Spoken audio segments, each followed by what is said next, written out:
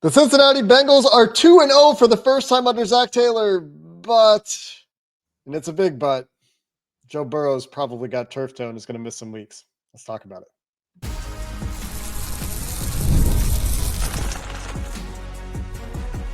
You are Locked On Bengals, your daily Cincinnati Bengals podcast. Part of the Locked On Podcast Network, your team every day. What up, Bengals fans, and welcome to another episode of the Locked On Bengals podcast, part of the Locked On Podcast Network, your team every day. I'm Jake Liscow, he's James Rapien, and we've been covering your Cincinnati Bengals here on Locked On Bengals since 2016 between the two of us, making it your best one-stop shop for everything going on with the Cincinnati Bengals, from post games like this to film analysis in the middle of the week to everything going on with Joe Burrow's left big toe. And that is certainly the story coming out of this game, even though it's the first time the Bengals have won in week 2 in Zac Taylor's tenure. We have to sit here and talk about another unfortunate Joe Burrow injury. Welcome back to the Everydayers. Welcome back to those of you who make us your first listen. And James, word is, it is turf toe on that left toe for Joe Burrow. It is, and it sucks. It sucks. This is the first time that I can remember covering turf toe since AJ Green. And that AJ Green turf toe, I think, was that 20? It might have been 2017, but it was in that range. And turf toe is a pain. It is. And so, look, it's one of those things where anytime Joe Burrow, one, is limping or takes a big hit or anything, everyone, and there was like 66,000 people here at Paycor Stadium, you can just feel them go. And so when he's walking, and he's kind of walking a little, like limping a little funny, and then he just decides to sit down, you're like, what in the world is going on? And you go through all the thought of, well, what is it? Is it this? Is it that? And he walks to the medical tent, and then you're like, okay, well, there might be like an ankle tweak. They're going to tape that thing up and get him out there. Right. And then he's walking to the locker room after being in the medical tent for like 7-8-ish minutes. I was sort of timing it, not exact, but in that 7 to 8 minutes range. And this is what was really like, oh man, is when he asked for help. Yeah. I don't know if you saw it. I posted the video, but he asked for help as he's walking to the locker room, and both trainers are supporting him and helping him, and he's limping. And it's just like, all right, well, this is scary. So the good news is I don't think this is some season-ending thing, right? The bad news is I would be stunned if we see him play in Minnesota, right? I would be stunned if we see him play over the next few weeks, and we could be talking about an IR stint. Who knows? Maybe not. We don't have all the details. So the range here is a bit wide, but it could be worse. It certainly could be better, because they could be 2-0 with a healthy Joe Burrow. That would be the best case scenario. Unfortunately, this is far from that.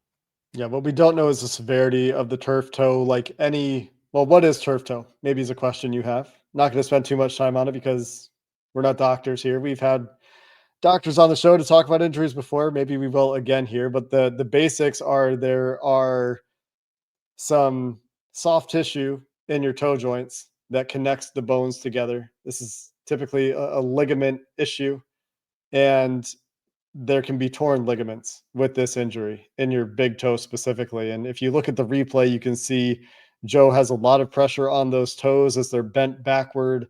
And in that case, there can sometimes be too much pressure, too much motion, hyperextension on that joint that can lead to either stretching those ligaments, partially tearing, or fully tearing the ligaments. The reporting that we have seen is that there potentially are torn ligaments or torn ligaments.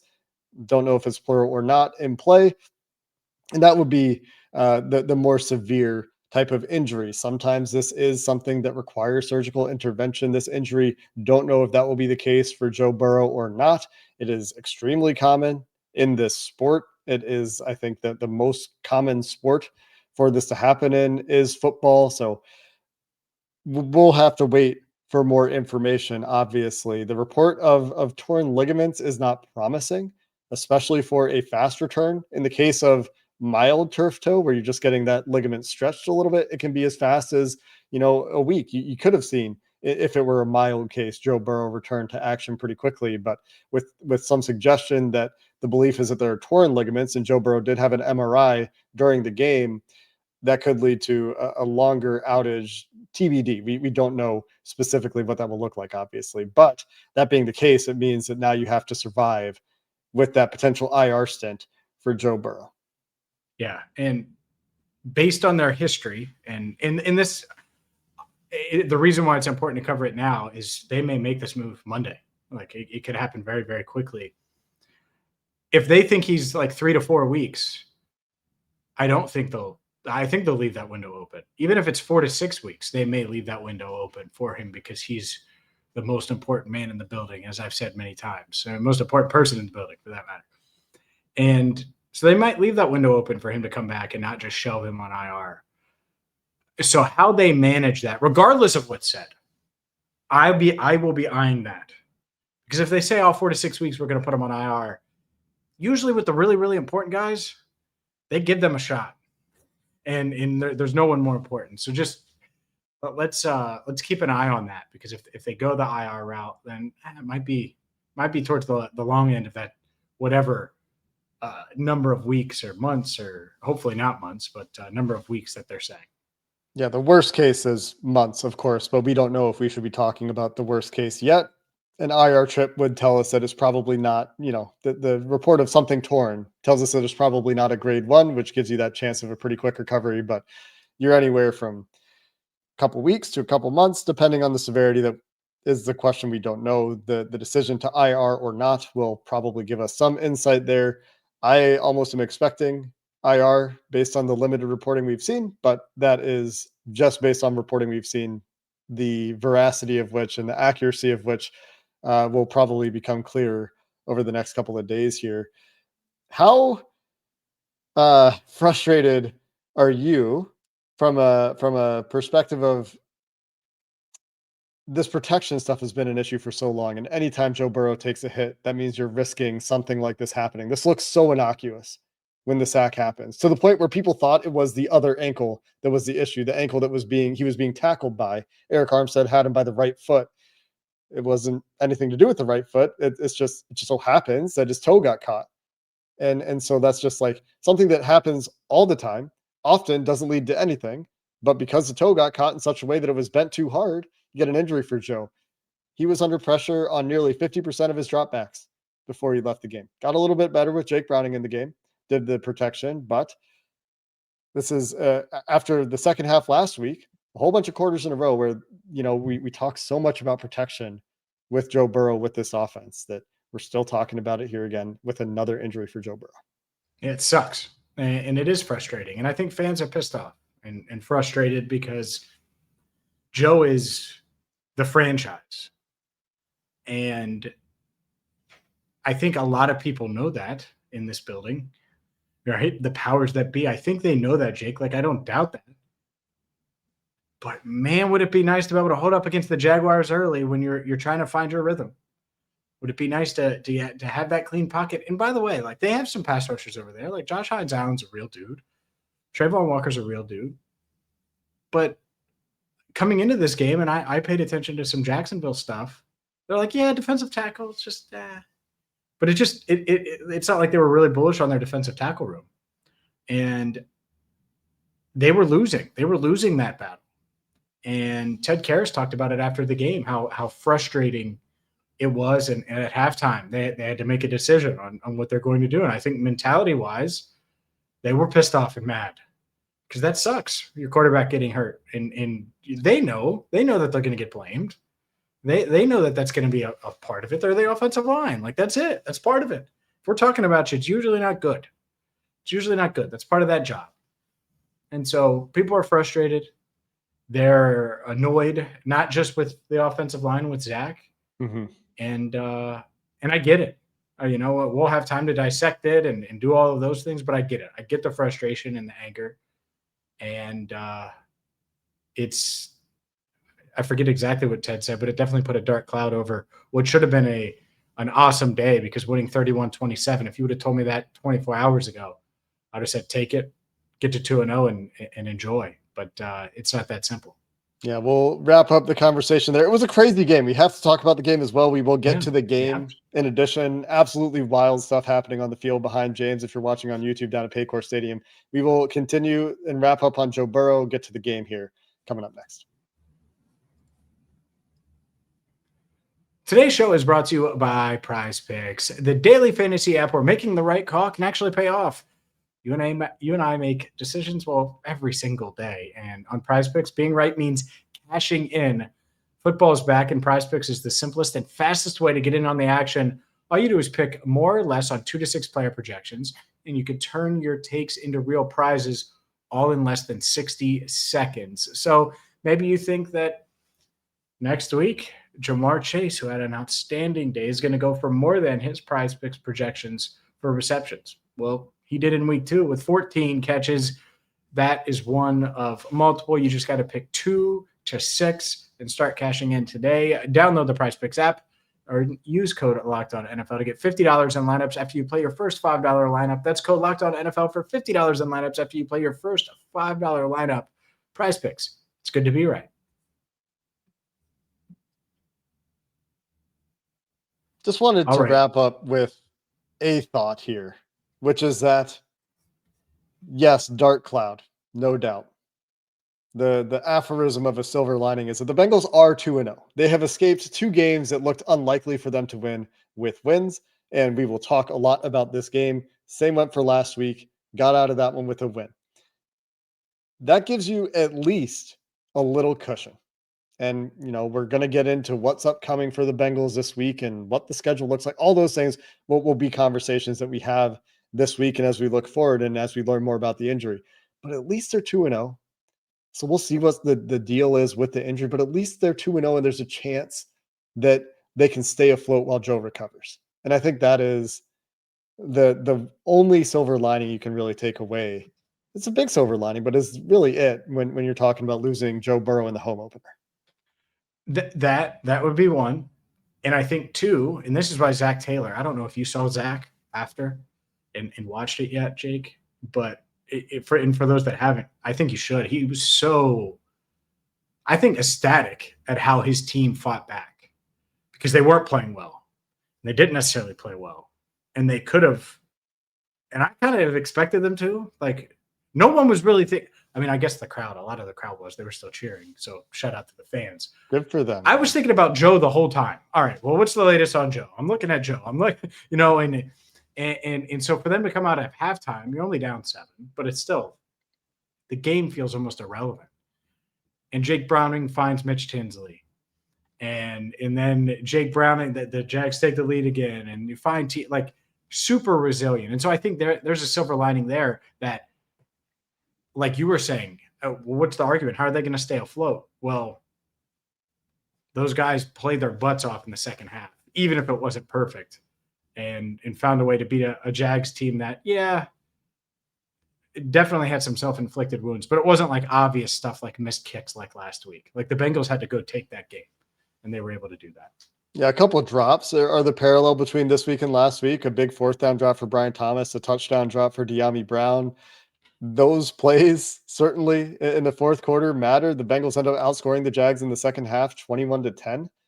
You mentioned they were down 17-10 at halftime. Final score 31-27. There's some arithmetic for you, but they were in many ways getting outplayed in the first half. They took advantage of Trevor Lawrence's mistakes, and we talked about in the pregame show, I thought Trevor Lawrence was going to give the Bengals chances. He gave them a lot of chances. They capitalized on some of those chances on defense. A defense that gave up, over 5 yards per carry, 5.1 yards per carry this week after they held the Browns to 2 yards per carry last week. Not as good on run D this week. Didn't expect them to be, but Bashal Tutin looked great and made guys look silly a number of times in this game. Travis Etienne had another productive game. The misdirection, the screen game, the play action, all very, very effective for the Jags. But when they did have to have Trevor Lawrence just drop back and pass the ball, Trevor Lawrence was making mistakes. And the accuracy was not there. The ball placement was not there. That gave the Bengals some chances in this game. And you credit Trey Hendrickson for some clutch plays, Dax Hill for collecting the interception on one of those 2 plays, and Jordan Battle for collecting on a tip drill. Big plays in this game where the defense has been able to at least capitalize, even if they're giving up yards on some of their opportunities. They end up negative in the turnover column this week, -1, but the turnovers they did get were a big deal in keeping the Bengals in this game. And so while there are still issues on the defense, Trey Hendrickson, Jordan Battle, Dax Hill, Cam Taylor-Britt with a bounce back week, and TJ Slayton, I think all those guys deserve a tip of the cap, at least on first blush, for playing some pretty good games despite the overall 400-yard performance from the Jags offense and all those things. Yeah. Yeah. I agree. I mean, to me, this defense has been so hard to pin down because there's times in each of these games where you're like, man, they suck. It's just like last year. Yeah. Like they just can't stop anyone. And then when it feels like 14-0 is inevitable and 10-0 would be a win, Trey Hendrickson forces a bad throw. Trevor Lawrence, awareness, just launch that thing to the back of the end zone, dude. But awareness. He doesn't. Dax Hill takes advantage. You mentioned that. Like, that's a huge play. And this defense somehow, some way has found ways to rack up 4 interceptions in 2 weeks. 2, nearly had another one today. And then you come up with that stop aided by the drop. I agree, but still 4th and 5 is 4th and 5. And to get off the field there and just give the offense a chance is huge. I mean, that's all you're asking for if Joe Burrow's the quarterback, right? And so full disclosure, I had it written after that Jake Browning interception. I'm like, all right, well, I'm going to rate in my story of them losing. It's built around Burrow. And then they get the ball back and they converted that first 4th and 3. And I was like, oh, I better flip this thing a little bit just in case. And so I had that second story rolling. And once he completed, I think he completed it to Mike Gesicki, and they got inside the red zone. I was like, all right, yeah, they're about to win this game. So you better have it ready. Yeah, one big break for the Bengals at the end of this game is when they pick up the first down, but not the touchdown. When Chase Brown might have been in, I think he actually was in. They didn't review that play. I guess there were no angles that they had, but from what I saw on replay, it looks like he was on top of other bodies, essentially, as the ball approached the goal line there, but they roll him down inside the 1. They get the first down there. Then you get the rare, I mean, there's some irony here on the offense at the end of the game. And we'll shift gears and talk about the offense here to finish up, talk about Jake Browning's performance, talk about everything that happened on that side of the ball. But the irony of Dalton Reisner being called for the offensive offsides, and then the Bengals game-winning play, the touchdown to go ahead being a variant of the tush push, and all of the consternation around the way Philly runs a tush push and all the Philly offensive offsides that, should be called, and the point of emphasis that it is this year. Some irony there. But to wrap up on the defense before we get to everything that happened on the offensive side of the ball, the roller coaster that was Jake Browning, and going to revisit that Mitch Tinsley play, because what a debut catch for Mitch Tinsley.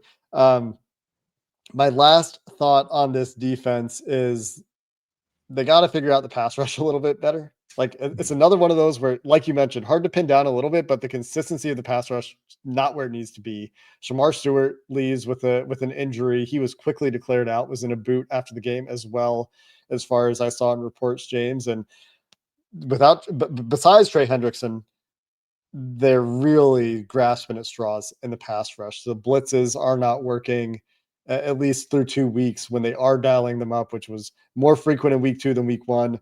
But that is an issue, is part of the reason that the DBs at times have looked kind of bad, but they're just put in these no-win situations when there's just no pass rush to speak of. So that is something that will need to be better. So you got this mixed bag on defense, right? Where they're stepping up, they're making plays at times, and at others, there's like plenty of room, obviously, for improvement.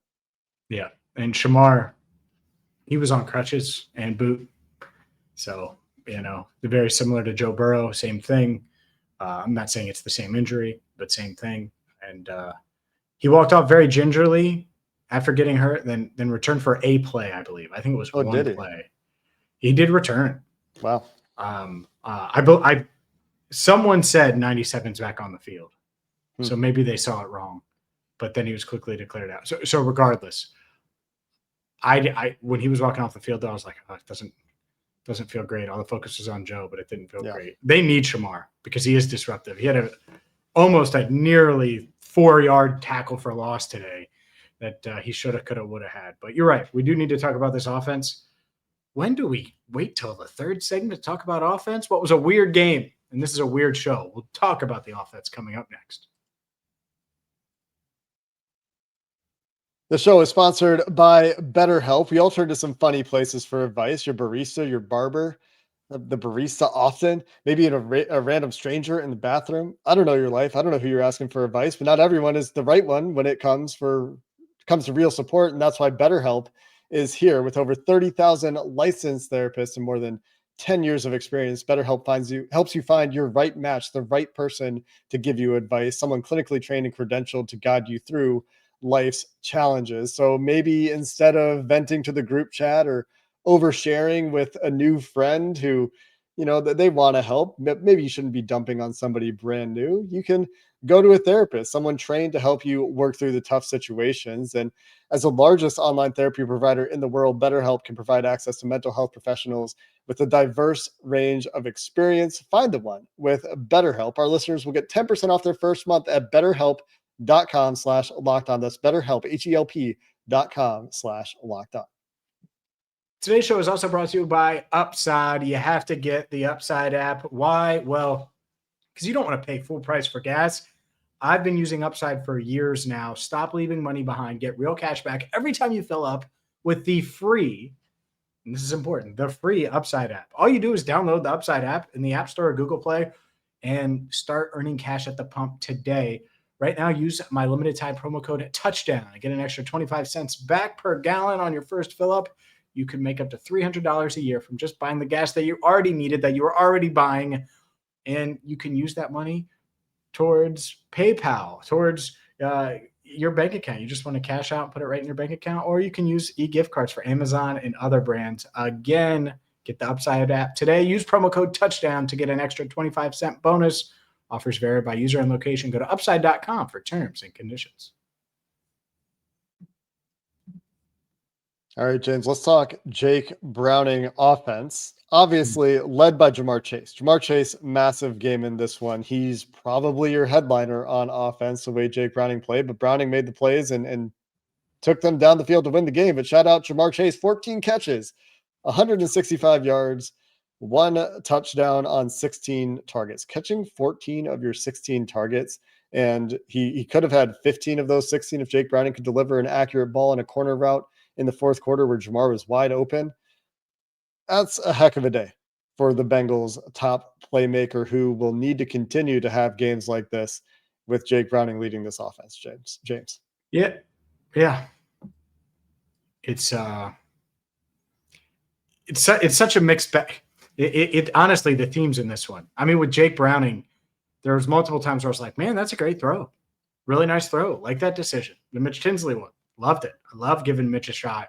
And shout out to Mitch Tinsley for his first career touchdown, I believe. Certainly first touchdown with the Bengals. First career target in a regular season game that he converts with a spectacular catch, the likes to which we became accustomed to for him in the preseason. Okay, so he didn't make any catches in Washington. I hadn't looked at the Washington stuff. That's all. Just a handful of snaps on offense in Washington, yeah. Got it. So there you go. If that's your first catch, that's insane. But everyone behind the scenes loves him. Loves him, loves his work ethic, loves how he plays, loves the plays he makes, loves his route running. Jamar Chase praised him. Zac Taylor praised him. And that's where this game kind of, I don't want to say changed, but it really gave the Bengals a shot here. And I think it gave Jake a little bit, not that he never has, like it was lacking confidence, but it wasn't knocking the doors down after that, right? He had thrown the interception when they're in scoring range. I know it wasn't on him, but that still doesn't feel good as a quarterback. So you have that. And so you get Mitch, and then you go deep to T, and you're just getting the mixed, full Jake Browning experience. He's not going to be able to do that next week if he plays against Minnesota, but as far as the 3 turnovers go, but he's still capable. He's still that guy that helped them at the end of that 2023 season to a 9-8 record when it didn't feel like there was any hope. It felt like hope was lost. So there's reason to believe. And I'll say this, another moment. So Mitch Tinsley, I thought, was a moment. And then when Jamar caught a ball up the sideline and then he just loses it. He's just so hyped afterward. that was a moment too where I was like, he's just letting all that emotion out. So I think that was a big moment as well. After Joe went down, Jake was in, and the Bengals needed a little momentum. I think they settled for a field goal on that drive. Maybe not. I don't know. I can't remember. But maybe that was the one that led to Mitch Tinsley's catch. I'm not sure which play exactly you're talking about. I remember there was like a 3rd and long play where Jamar got 3 yards short of the sticks in the red zone. He was quite excited after that one. I think they kicked a field goal on the next play because that was a 3rd and long. But credit for one thing specifically for Jake Browning, I think dealt with the blitz really well in this game. And the Jags were showing for Joe Burrow and for Jake Browning. We talked about this in the pregame, make you figure out where the pressure is coming from. Jake Browning, when he was blitzed in this game, according to PFF's initial charting, 9 of 7, 13 yards per attempt. That ball to T down the sideline that went for a touchdown, 118 yards on those 10 blitzed dropbacks. Took just 1 sack in those situations. Now, when he was pressured on a 4-man rush, that was a problem. And protection wasn't great for Jake Browning. It was better for Browning than it was for Joe, but a bigger sample size as well. Browning pressured on 30% of his dropbacks versus nearly 50% for Joe. And that's where a lot of those turnover-worthy plays came from. A lot of those questionable decisions came from some of the YOLO balls. But he also threw a YOLO ball to Andre Yosevich that ended up drawing a defensive pass interference on 4th and 5 for Travis Hunter, which, probably not very happy if that call is going in the other direction against the Cincinnati Bengals in that scenario, but didn't get his head around, and that draws the ire of referees sometimes.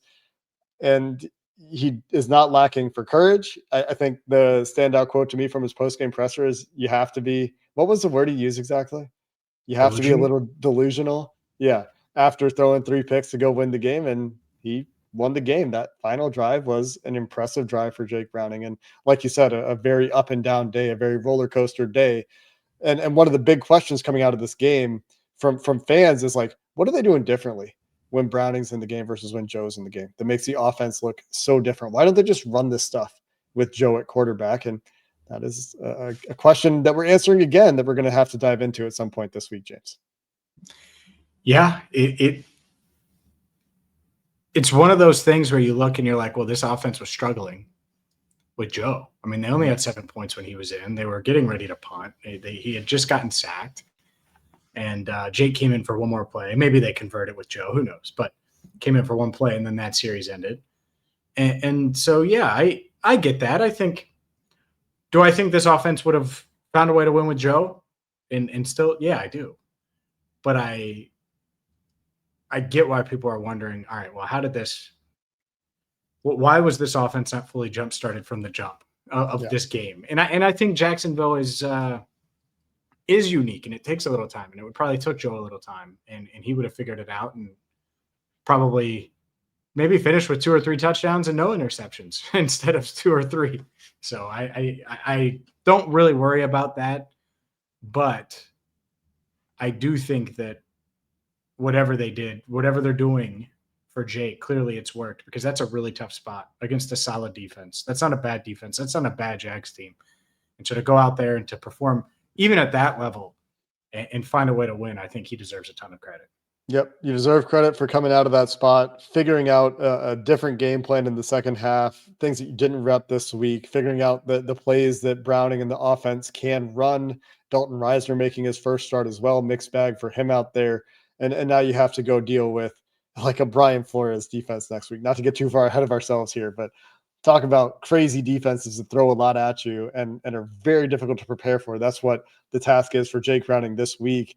But at least they get a week to rep with him, design the offense around him, because teams play when Jake Browning is a quarterback, the Bengals offense differently than they play it when Joe Burrow is a quarterback. I think that's part of what we saw today. That's what leads to some of the differences. And, there's certain things that Jake Browning is certainly more comfortable with than Joe Burrow. And obviously things like we saw what happened when they tried to call the game as if Joe Burrow was a quarterback when Jake Browning was a quarterback a few years ago. That doesn't work. They will need to make adjustments here. And that is likely the task here for at least a few weeks. And that's what we're going to have to look forward to next year, James, is we're going to look at the outlook as we have more information. We're going to revisit the tape in this one, and then it'll be on to Minnesota pretty quick. So that's our work cut out for us here on the next couple of days on Locked On Bengals. And until then, We appreciate you listening to this episode. The Bengals are 2-0, so that's exciting. We got you covered all week here. Until next time, thanks for listening. Hoo day, and have a good one.